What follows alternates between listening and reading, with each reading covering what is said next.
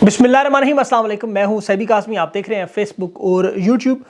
अब तक की जो अहम खबरें हैं वो 6 जजेस का जो मामला वो इंटरनेशनल कोर्ट ऑफ जस्टिस में भी पहुंच चुका है। दुनिया की बड़ी अदालतों में, उन तमाम इदारों में पहुंच चुका है जो पाकिस्तानी अदलिया की रैंकिंग का निज़ाम वज़े करते हैं। ये मामला किसने शुरू किया, किस तरह दुनिया भर के पाकिस्तानी इसमें अपनी आवाज़ में ला सकते हैं, मैं तफसील आपके सामने रखता हूँ। ये बड़ा अहम मामला है। जजेस स्कैंडल में रेशमा कौन निकली, चीफ जस्टिस आमिर फारूक रेशमा के बारे में क्या तफसीलात जानना चाह रहे थे, वो भी मैं आपके सामने रखता हूँ। और सुप्रीम कोर्ट में इस वक्त लाइव सर्कस जो है, माफ़ कीजिएगा, लाइव समाज जो चल रही है, ये 6 जजेस का केस है। इस पर बड़े अहम रिमार्क्स और अहम मामलात जजेस के दरमियान खुलकर मामलात सामने भी आ रहे हैं। खान के आज केसेस की अगर तफसील बताऊँ तो 9 मई के हवाले से केस की समात थी। साइफर की समात आज होना थी, लेकिन 29 तक वो अभी कैंसिल पोस्टपोन उसकी आगे चलेगी समात। इमरान खान को जेल में क्या सहूलियात हैं, आज एडवोकेट जनरल की रिपोर्ट भी सामने आ गई। और शेर अफजल मरवत जो अभी भी इमरान खान के फोकल पर्सन बरकरार है, कल की तमाम खबरों की तरदीद उन्होंने कर दी, असल हकीकत भी बता दी। और नून लीग का एतराफ़ भी सामने आ गया, इमरान खान पर तमाम केसेस झूठे हैं, सज़ा गलत है। और ये इकरार जो है वो हुकूमती लेवल पर हुआ है। ये मैं आपको तफसील बताता हूँ। पाकिस्तान के बाकी इदारों की तरह क्रिकेट पर भी अब बहरान शुरू होने जा रहा है। मोहसिन नकवी की वहाँ भी वारदातें शुरू, और मरियम नवाज़ के साथ भी मोहसिन नकवी का एक फड्डा शुरू होने जा रहा है। राना सनाउल्लाह के बारे में तो मैंने आपको बताया, जो अभी तफसील उसकी आगे चल के बताता हूँ। लेकिन सुप्रीम कोर्ट इस वक्त हुकूमत, इस्टेब्लिशमेंट और जजेस, वकला के सामने मुकम्मल तौर पर ये जो मुदाखलत का मामला ये आ चुका है। एजेंसियों पर बड़े भारी इल्ज़ामात हैं। नवाज शरीफ, जनरल फैज़, सबके खाते खोले जा रहे हैं। और बाकायदा तौर पर अगर आज की सरकस समात आप देखते हैं तो आपको ये सारे टाउट्स एक जगह, जैसे attorney general, supreme court bar का सदर, कैमरों की मौजूदगी में एक दूसरे का हाथ दबा रहे थे और जस्टिस अतर मिनुल्लाह की बात का जवाब नहीं दे रहे थे। जस्टिस मंदोखेल खुल कर कह रहा था मुदाखलत मौजूद है, यहाँ से उठें तो अपने आप को आज़ाद महसूस करें। अतर मिनुल्लाह ने जो बात कह दी, काजी साहब आप ऐसी हरकतें ना करें, आपको भी पता है क्या हो रहा है, ये सिर्फ ऊपरी सतह से लोगों को बता रहे कुछ नहीं हो रहा, लेकिन आप जानते हैं मुदाखलत हो रही है, दबाव मौजूद है। काजी ने फ़ौरन अतर मिनुल्लाह को रोकने की कोशिश की, लेकिन जमाल मंदोखेल, अतर मिनुल्लाह, इन्होंने काजी को आज हकीकत में बेनकाब किया। इसमें अगर आप गौर तफसील से वो समात देखते हैं आपको अंदाज़ा हो जाता। ये अदालतों के मामलात बड़े अहम हैं। मैं इस पर आगे भी चल के ज़रा तफसील से बात करता हूँ, क्योंकि ये जो खतूत अब लिखे गए हैं लाहौर हाई कोर्ट और सुप्रीम हाई कोर्ट के 4 जजेस को ये खतूत मिले हैं, यानी 4 तो 8 टोटल है। ये चीफ जस्टिस आमिर फारूक को आज उसकी अदालत में कहा था, पूछ रहा था कि रेशमा कौन है जिसके नाम से रेशमा खातून का ख़त आया, क्या ये हिंदुस्तान से है जो जजेस से मोहब्बत करती है, कोई ख़ास चीज़ है जिसने हमें खतूत लिख दिए। ये आमिर फारूक साहब को अच्छी तरह पता होगा कि माजी में उम्मे हरीम हुआ करती थी, उसके बाद फिर उम्मे फरवा के नाम से एक आई, फिर ये 25,000 ये लोग हैं जो इंटर्नशिप करने बड़े बड़े इदारों, नस्ट वगैरह सब में जाते हैं, फिर बाद में सोशल मीडिया चलाने के लिए बाकायदा तौर पर रखा जाता है, उनके नाम होते हैं, ख़वातीन वो नाम रखती हैं, उम्मे फरवा, उम्मे रहीम, अक्सर बेशतर इनके पीछे इदारों के बड़ा बड़ा प्रोपेगेंडा भी करते नजर। ये भी एक डॉक्टर साहब जो जहांगीर तरीन का मीडिया चलाते रहे, वो आपको इस फील्ड के बड़े मास्टर नज़र आते हैं, ये सारी उन्हीं के पास है ये सारी ख़वातीन। तो रेशमा खातून वाले जो खतूत लिखे कि ये भी जजेस को भेजने का मामला, 6 जजेस को, इस पर मिट्टी पाने की पूरी कोशिश आज काजी फायज से भी जो करवाई जा रही है। ये रेशमा खातून जैसे बहुत सारे लोग मौजूद हैं, हो पीछे पार रशीद बैठा होता है और अलग बात है। अब शेर अफजल साहब की अच्छा बारे में बात करूँ, वो फोकल पर्सन इमरान खान के अभी भी मौजूद है। शिबली फराज और जो दूसरा अदील राजा साहब ने पहले खबर जो कल दी थी उसके बारे में बता दूँ, साबिक अरशद शरीफ के प्रोग्राम के प्रोड्यूसर थे। मैंने तो शेर अफजल साहब से इसकी खबर कंफर्म करने की तमाम नंबरों पर पैगाम भेजने की कोशिश की कि कंफर्म कर दें, तहदीद कर दें, जवाब नहीं आया। अब जब ये खबर पूरे पाकिस्तान में फैल गई कि शेर अफजल को हटा दिया गया, उनका नाम फोकल पर्सन से हट गया, और लोग उस पर बड़ी, आपको पता है, तशवीश का शिकार थे। हुआ क्या, शेर अफजल मरवत ने तरदीद की कि उनका नाम और बैरिस्टर उमैर नियाजी का नाम, बैरिस्टर गौर का नाम, तीनों का मौजूद है। अलबत्ता उमर अयूब और शिबली फराज का ऐड किया गया, नए नाम उसमें शामिल किए गए। तो ये 5 लोगों के नाम हो गए, पहले 3 थे। तो ये ऐसा नहीं हुआ कि शेर अफजल को निकाल दिया गया। अब उस पर देखें लोगों ने बड़े, जो इनके खिलाफ बातें करते हैं वो बड़े खुश थे। अच्छा, मेरी ज़ाती राय है, ये देखें बड़ी तादाद में लोगों को शायद पता ही नहीं हो शेर अफजल मरवत फोकल पर्सन था भी, या फोकल पर्सन होता क्या है, ये सौदे की अहमियत क्या है। असल वारदात जो अदलिया पर हो रही है, जिसमें हामिद खान, आज काजी फाइज अपने दोस्त को बचाने की कोशिश भी कर रहे थे सुप्रीम कोर्ट में, वो आपने देख लिया। उनका मैं जिक्र किसी वजह से कर रहा हूँ, आपको आगे चल के समझ आएगी। समात में जो हामिद खान साहब जो कर रहे थे आज इन 6 जजेस के मामले में, वो कहते हैं तहरीक इंसाफ को उसमें फरीक नहीं बनना चाहिए, ये अदलिया का मामला है। ये बात बिल्कुल गलत है। ये इमरान खान के केसेस का मामला है, ये तहरीक इंसाफ के केसेस का मामला है। ये जजेस पर दबाव, तमाम अदलिया को मफलूज किया गया। ये केसेस चाहे डिस्ट्रिक्ट कोर्ट हो, ट्रायल कोर्ट हो, मातहत अदालतें हों, हाई कोर्ट हो, सुप्रीम कोर्ट हो, ये तमाम के तमाम जजेस اگر مفلوج نہ ہوں اور یہ خود اگر اقرار اپنے خط کی صورت میں ریکارڈ کا حصہ نہ بناتے، اور اس کی وجہ میں آپ کو بتاؤں، یہ سارا معاملہ شروع ہی حامد رضا صاحب کی وجہ سے، یہ نہیں چاہتے تھے کیس آگے لے کے جائے تھے، لیکن سپریم کورٹ میں کیس پہنچ کے، اور یہ شیخ افضل مروت چاہتا تھا کیس جائے، اب حامد رضا ان کے درمیان آپس میں مخالفات بھی ہیں۔ دیکھیں یہاں پر ایک بڑی امپورٹنٹ چیز ہے، اب شیخ افضل مروت کو فوکل پرسن سے ہٹا دیں، ٹھیک ہے، اچھا کیا آپ نے، اگر کرتے ہیں اس طرح، ہوا تو نہیں ہے لیکن ٹھیک ہے، پھر کوئی اور ریلیاں نکالے، جلسے نکالے، اور میرے خیال میں تو شیخ افضل مروت کو بریک لے لینی چاہیے کچھ عرصے کے لیے، کنارہ کشی کرے، اور اس کے بعد جب دیکھیں میدان اور گھوڑا حاضر ہے، بہت سارے لوگ موجود ہیں، کوئی نہ کوئی سڑکوں پر نکلے، کوئی احتجاج کرائے، کوئی پارلیمانی سیاست کرائے، کوئی کٹ پتلی بنے، کوئی رانگ نمبر میں، ساری چیزیں کھل کے سامنے آ جائیں گی عوام کی۔ ویسے لڑنے کا فائدہ انہیں کیا، عوام کو موبلائز کر کے تحریک چلانی ہے تو کوئی بھی چلا سکتا ہے، تو پھر کوشش کریں پوری۔ یہ بالکل اس وقت کرکٹ ٹیم والا حالات ہے، جیسے شعیب اختر آپ کو یاد ہوگا، پاکستان کا فاسٹ بالر، قابو میں نہیں آتا، چھٹتا، ڈسپلن نہیں مانتا تھا، کھلاڑیوں سے لڑتا تھا، اسکینڈلز تھے، افیئرز تھے، بہت سارے معاملات ہیں، وسیم اکرم کے ساتھ لڑائیاں، اور سیاست ہی بہت بڑی، کچھ تو ایسی چیزیں جو یہاں کیمرے پہ بتائی نہیں جا سکتی۔ بہرحال خود شعیب اختر کہتا ہے کہ ایک میچ گراؤنڈ میں ہوتا تھا اور ایک میچ ڈریسنگ روم میں ہوتا تھا، اتنی زیادہ سیاست تھی اس وقت، ابھی بھی ہے، اب تو بڑھ گئی زیادہ۔ تحریک انصاف کے ساتھ معاملہ یہی ہے، ابھی کچھ لوگ جو جلسے جلوس گراؤنڈ میں ہوتے تھے، ابھی کچھ کے جلسے جلوس ڈرائنگ رومز میں ہو رہے ہیں۔ تو اب جو لوگ خان کے ساتھ کافی عرصے سے موجود ہیں وہ جانتے ہیں، بلکہ بنی گالہ کے بہت سارے واقعات ہیں جس میں پنجاب کی قیادت، اعجاز چودھری، فرخ حبیبی، حافظ فرحت، اور بہت سارے ایسے لوگ جب بات چیت کرتے تھے، جھگڑے کی نوبت بھی آ جاتی تھی۔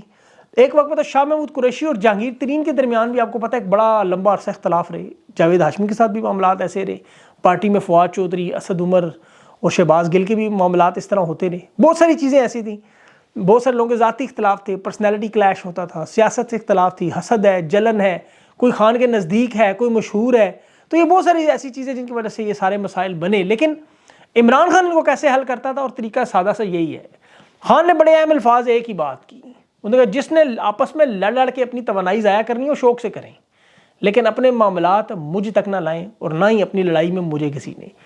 خان نے کبھی بھی تحریک انصاف کے اندرونی پالیٹکس میں کوئی دلچسپی نہیں لی۔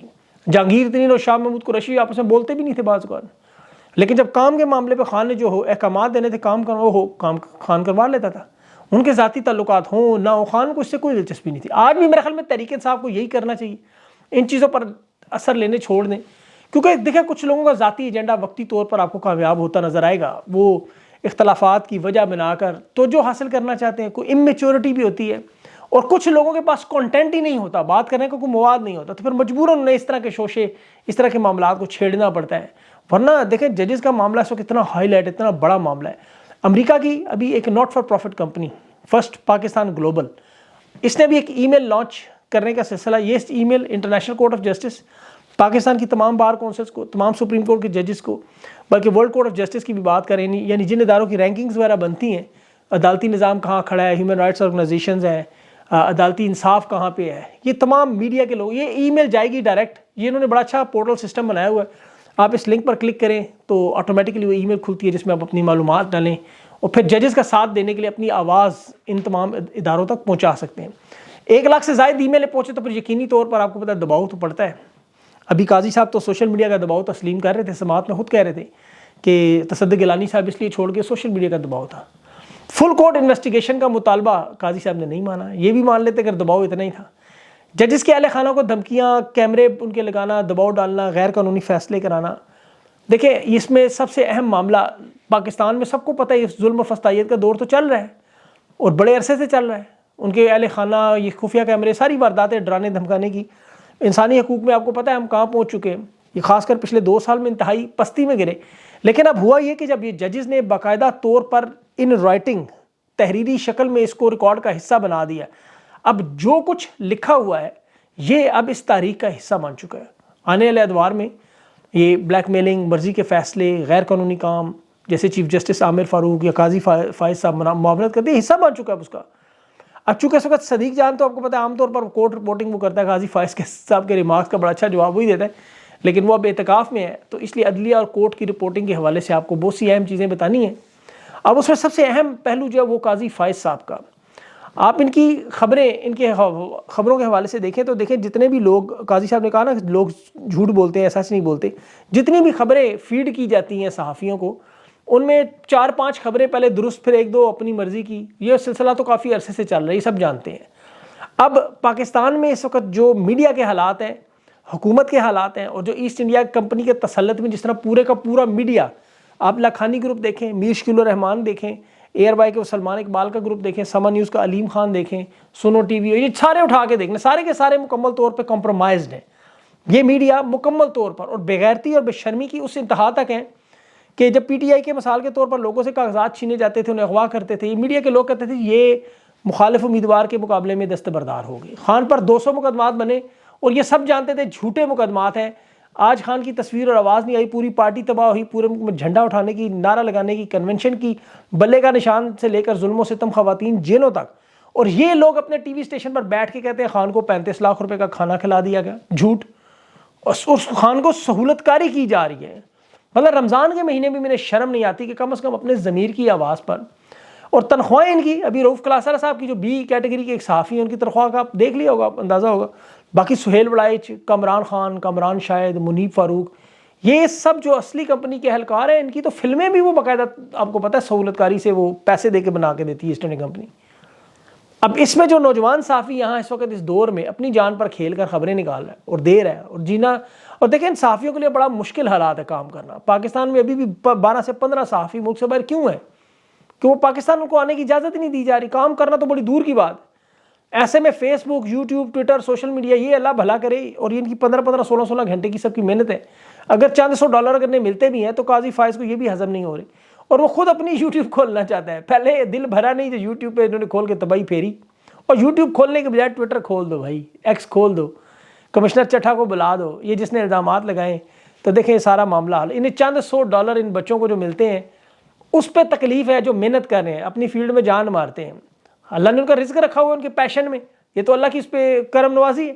قاضی صاحب اپنا دیکھیں، یہ جو تنخواہ انہیں ملتی ہے 15,27,399 روپے، یہ IMF سے قرض، اس میں سے جو عوام پیٹ اپنا کاٹ کاٹ کے دیتی ہے. 600 لیٹر پیٹرول، 2 گاڑیاں، بلٹ پروف گاڑیاں، یہ ایئرپورٹ پہ جو تلاشیاں نہیں ہوتی، یہ کروڑوں روپے کے پیکیجز، یہ IMF سے قاضی صاحب اور یہ سارے ججز لیتے ہیں. یہ یوٹیوب والے بچے نہیں لیتے، یہ آپ لیتے ہیں. یہ انصاف نام کی کوئی چیز ہی نہیں پاکستان میں. پرفارمنس دیکھیں اپنی. کل حفیظ شیخ کا پروگرام بھیجیں ذرا سابق وزیر خزانہ کا قاضی کو، کہ 50 سال کی غربت اور بے روزگاری کے ریکارڈ ٹوٹ چکے. اس سال صرف 11% لوگ یعنی 80 لاکھ لوگ مزید بے روزگار، اور 46% لوگ جو یعنی 11 کروڑ یہ خط غربت کی لکیر سے نیچے چلے. حالات اتنے خراب ہیں. اللہ پاکستان پہ اپنا رحم کرے. یہ تباہی کا آتش فشاں ہے جس کا لاوا پھٹے گا، اور تباہی کے اثرات انشاءاللہ ان کے گھروں تک جائیں گے. یاد رکھیے گا. ابھی یہ تو تسلیم کر رہے ہیں، جیسے رانا ثناء اللہ نون لیگ کے رہنما کہہ رہے ہیں خان پر جتنے مقدمات سب جھوٹے. خاص طور پر یہ تینوں بڑے کیسز، عدت، سائفر اور جو توشہ خانہ، تینوں جھوٹے کیس. اور مان رہے ہیں رانا ثناء اللہ، کہتے ہیں کوئی سہولت کاری نہیں خان پر. خان پر تو کہتے ہیں ظلم ہو رہا ہے. اور رانا ثناء اللہ یہ کہہ رہا ہے کہ خان پر یہ ظلم ہمارے لیے نقصان ہے، کہ ہماری پارٹی ختم ہو رہی ہے. مطلب انہیں لگتا ہے خان پر اگر ظلم بھی ہو تو بھی ان کا نقصان ہے. اندازہ کریں یہ اس لیول پہ کام چلا جا رہا ہے. خان بے گناہ قید ہے. اس کے سیل کے ارد گرد انہوں نے 7 کالی کوٹھڑیاں خالی کرائی ہوئی ہیں، 14 سیکیورٹی گارڈ رکھے ہوئے ہیں خان کے جو سیل کے ارد گرد کھڑے ہوتے ہیں. اور خان کا جو کھانا بناتے ہیں وہ خالد اسحاق جو ایڈوکیٹ جنرل ہے اس کی رپورٹ آ جائی ہے کہ خان کا کھانا جو بنتا ہے وہ مطلب علیحدہ کچن میں بنتا ہے. کیمرے بھی 5 لاکھ کے لگائے اور 12 لاکھ کا ٹوٹل خرچہ بنتا ہے. دیکھیں اس کا آسان حل تو یہی ہے، بے گناہ مقدمات میں خان کو نکال کے اپنے خرچے پہ رہیں. وہ حکومت پاکستان اس غربت کے دور میں 12 لاکھ روپے بچا کے مریم نواز کے ناخن کی مینیکیئر کروا دے، وہ ٹھیک کروا دے، یا کسی دوسرے اینگل سے کوئی ویڈیو شیڈیو بنانی ہے وہاں خرچ کر دے. ابھی 3 ارب کا ہیلی کاپٹر لے لیا، نیا دفتر بنایا، نئے ٹائر لگائے 3 کروڑ کے، صرف 4 ٹائر 3 کروڑ کے. اور یہاں خان آپ کو پتہ ہے ایک بہت بڑا دنیا کا نام ہے، 12 لاکھ روپے مہینے کا خرچہ مشکل ہو رہی ہے ان کو. تو چھوڑ دے خان کو باہر، وہ اپنے خود خرچے پورے کرے. کیس تو ویسے ہی جھوٹے ہیں، سب کو پتہ ہے، اس میں کیا بڑی فنکاری. خود مانتے ہیں سارے ججز بھی مانتے ہیں، وکیل بھی مانتے ہیں، خود ان کے اپنے نون لیگ کے لوگ مانتے ہیں.